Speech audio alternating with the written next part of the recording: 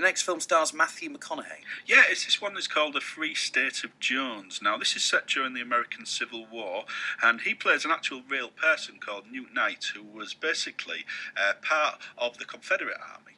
And he was basically a reluctant soldier. He was working at some of the field hospitals and pulling in all of the really critically wounded soldiers off the battlefield, and his nephew actually got signed up, and he tries to save him on the battlefield, but unfortunately he loses his life, and that basically sends him over the edge. He basically takes this body home and says, no more. I am not sending any of my family, I'm not sending any of my friends, I'm not sending any of my local community to war. So we've got a little bit of a clip. From this day forward, we declare the land north of the Pascagoula Swamps, south of Enterprise, and east of the Pearl River to the Alabama border to be a free state of Jones. And as such, we do hereby proclaim and affirm the following principles. Number one, no man ought to stay poor so another man can get rich.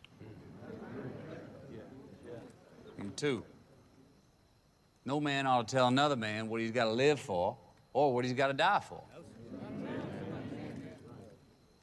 Number three, what you put in the ground is yours to tend and harvest, and ain't no man ought to be able to take that away from you.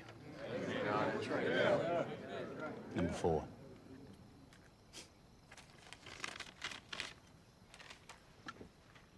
every man's a man. You can walk on two legs. You're a man. Right.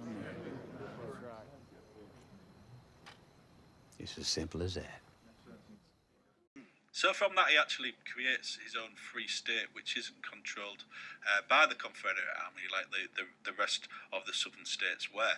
And it's all about him increasing race relations as well, because of course the black community there were mainly slaves in those days during the Civil War, and that was what the main fighting was all about. So these people are basically living in this swamp, creating their own community, creating their own laws, and the Confederate Army don't want it. What's going on in parallel as well, which I found a little bit confusing. I didn't really need to be in there.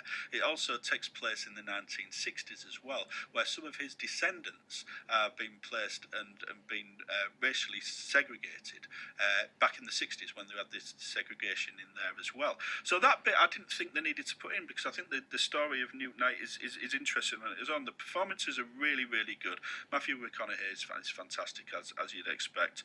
But as I say, it tries to tell a little bit too much. So I'm only going to give this one 3 stars. Well worth checking out if you are a bit of an American history buff, though.